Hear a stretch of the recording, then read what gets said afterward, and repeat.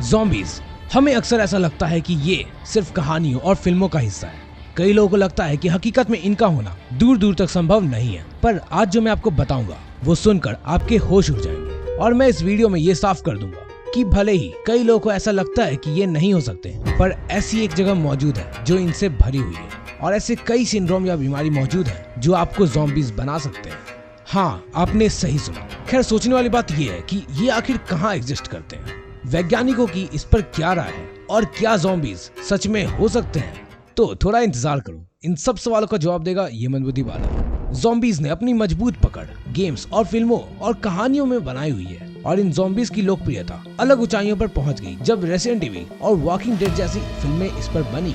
हम अक्सर उन चीजों को सच नहीं मानना चाहते जिन्हें हमने देखी नहीं या जिन्हें किसी पावरफुल और इंटेलेक्चुअल लोगों ने कंफर्म नहीं किया हो। तो आखिर मैं ये कैसे कह रहा हूँ कि ज़ॉम्बीज़ वाकई में हो सकते हैं? चलिए जानते हैं। दरअसल 31 साल पहले 1990 में डॉक्टर रोलैंड लिटिलवुड और डॉक्टर डूयून ने बढ़ रहे ज़ॉम्बीज़ के ट्रेंड के कारण डिसाइड किया कि वो इसकी तह तक जाएंगे और इसके राज के पीछे से पर्दा हटाएंगे। दोनों ने साथ में मिलकर रिसर्च शुरू कर दी। 7 साल के पूरे डीप रिसर्च के बाद एक पेपर पब्लिश्ड हुई जिसका नाम था द लैंसेट। जब उन्होंने काफी जगह ज़ॉम्बीज़ के देखे जाने वाली बात की तलाश की तो उन्हें पता चला कि ऐसी एक द्वीप मौजूद है जहां ज़ॉम्बीज़ को वाकई में देखा गया है। इस द्वीप का नाम था हिस्पैनियोला और ये हैटी नाम के छोटे से देश से जुड़ा था। तो इस इंफॉर्मेशन के बाद फिर क्या था, ये लोग चल पड़े एक ऐसे सफर में जहां इनकी मुलाकात एक नहीं बल्कि 3 ज़ॉम्बीज़ से होनी थी। हाँ, आपने सही सुना, 3 ऐसे लोग जो ज़ॉम्बीज़ बन चुके थे। और अगर इन केस आपको मेरी बात झूठी लग रही या आपको ये वीडियो बंद करने का मन कर रहा है तो डिस्क्रिप्शन में 2 ट्रस्टेड वेबसाइट्स का लिंक है, आप उन्हें खुद से पढ़ लेना। तो आइलैंड में जाने के साथ उन्हें 3 लोगों के केसेस मिले। सबसे पहली एक ऐसी लेडी जिसकी अकस्मात किसी बीमारी की वजह से मौत हो गई और उसके परिवार वाले लोग उसे कब्र में दफन भी कर देते, पर उसके परिवार के सदस्यों का कहना था कि वही लड़की उन्हें इस आइलैंड में अकेली चलती दिखाई दी। ये सुनना ही कितना डरावना लगता है। और सोचने वाली बात है कि वो अकेले सुनसान से द्वीप में रात में लड़खड़ा कर क्यों चल रही होगी। खैर, दूसरा केस ऐसा था कि एक लड़का जिसकी मौत 18 साल की उम्र में हो गई थी और फिर कुछ लोग उसे एग्जैक्टली 18 साल बाद चलते हुए देखे थे। और तीसरी केस में भी एक लड़की जिसकी मौत 18 साल में होने के बावजूद 13 साल बाद लोगों ने उसे चलते हुए कहीं देखा।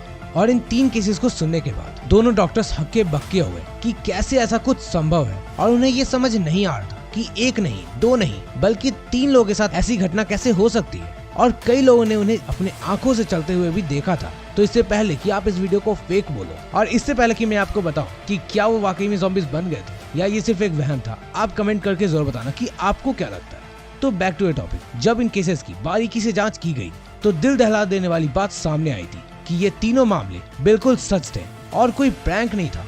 लेकिन ऐसा किसी ज़ॉम्बी के कारण नहीं बल्कि मेडिकल रीजंस और साइंस की वजह से हुआ था। हाँ, इन सारी घटना के पीछे सच्चाई छुपी थी और वैलिड रीजंस थे। सबसे पहले केस में उन्होंने बताया कि वो लेडी जिसे दफनाने के 3 साल बाद उसे दोबारा लड़खड़ाते हुए और चलते हुए देखा गया, उसे इन्होंने एक बीमारी बताया जिसका नाम है कैटाटोनिक स्किज़ोफ्रेनिया। ये बीमारी बहुत रेयर है और इसमें एक अच्छा भला इंसान ज़ॉम्बीज़ की तरह लड़खड़ाते हुए चलता है और लोगों को लगता है कि वो सच में ज़ॉम्बी या घोस्ट बन गए। अब आपको लग रहा है कि वो औरत को दफना दिया गया था, तो ऐसा होना कैसे पॉसिबल है? आप ये जानकर शॉक हो जाओगे कि वो औरत कभी मरी ही नहीं थी बल्कि वो हमेशा से जिंदा थी। और ये खुलासा तब हुआ जब उस लड़की के माँ बाप ने उसके हस्बैंड पर कोर्ट केस कर दिया। इसके बाद कोर्ट ने उस कब्र को दोबारा खोलने का ऑर्डर दिया और जब जज के कहे अनुसार कब्र को इतने सालों के बाद दोबारा खोला गया तो सब हैरान हो गए, क्योंकि वहाँ उस लड़की की लाश नहीं बल्कि सिर्फ कुछ पत्थर पड़े हुए थे। इसका सीधा मतलब कि वो लड़खड़ा के चलती हुई लड़की कोई भूत नहीं बल्कि जिंदा थी, पर उसके साइकोलॉजिकल बीमारी की वजह से वो ज़ॉम्बी जैसी हरकतें कर रही थी। फिर उसके माँ बाप उसे अपने साथ ले गए और उसका इलाज साइकेट्रिस्ट से करवाया गया। इसी तरह वो लड़का जिसे 18 साल के मरने के बाद भी ज़ॉम्बीज़ जैसा चलते हुए देखा गया, उसका ब्रेन डैमेज हो चुका था और उसे एपिलेप्सी की बीमारी थी। और तीसरी केस में उस लड़की को लर्निंग डिसेबिलिटी थी। इन तीनों लोगों को काफी रेयर और अनकॉमन बीमारियां थी जिसकी वजह से ये अनकॉमन तरीके से लड़खड़ाते हुए चल रहे थे और ऐसी हरकतें कर रहे थे। इतना ही नहीं, एक और काफी भयंकर बीमारी है जिसका नाम है कोटार्ड सिंड्रोम, जिसके सिर्फ 200 मामले अभी तक सामने आए हैं। इसे वॉकिंग कॉर्प्स सिंड्रोम भी कहते हैं। इसमें लोगों को लगता है कि उनका शरीर नहीं है या वो मर चुके हैं या इस दुनिया में कुछ भी नहीं है। तो कंक्लूजन यही है कि ज़ॉम्बीज़ जो आपको काट के इन्फेक्ट कर देते हैं वो हो तो नहीं सकते, पर ऐसे कई केस हैं जिसमें लोग इस जैसा बर्ताव करने लगते हैं और वॉकिंग डेड बन जाते हैं। खैर कभी सोचा है अगर ज़ॉम्बी एपोकलिप्स हो जाए तो क्या होगा? लेकिन ये हम किसी और वीडियो में सोचेंगे। तब तक के लिए सोचो कभी ऐसा हो तो क्या हो कि एक और वीडियो में हम फिर से मिलेंगे। तुम लोग कहीं मत जाना, क्योंकि जाना वापस तो यहीं पे आना। और हाँ, मैं तो चला, सब्सक्राइब कर देना, ठीक है? बाय।